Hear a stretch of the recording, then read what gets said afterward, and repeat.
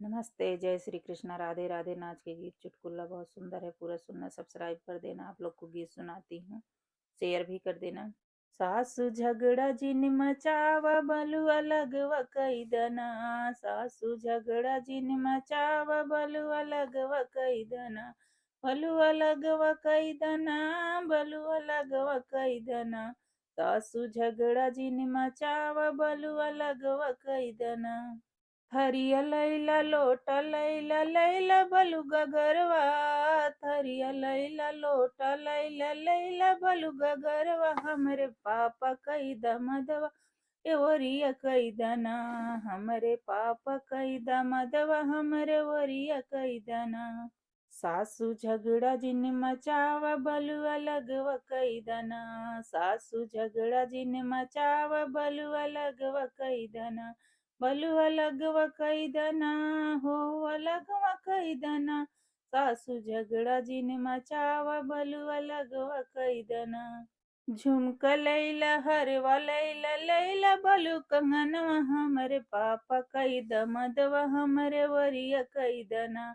हमरे पापा कई दमदवा हमरे वरिया कई दना। सासु झगड़ा जिन मचावा बलुआ लगवा कई दना। सासु झगड़ा जिन मचावा बलुआ लगवा कई दना। लगवा कई दना। हो लगवा कई दना।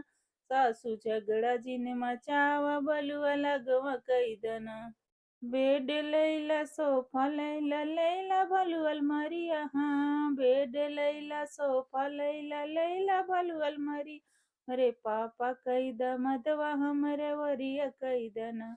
हमरे पापा कई दमदवा हमरे वरिया कई दना। सासु झगड़ा जिन मचावा बलुआ लगवा कई दना।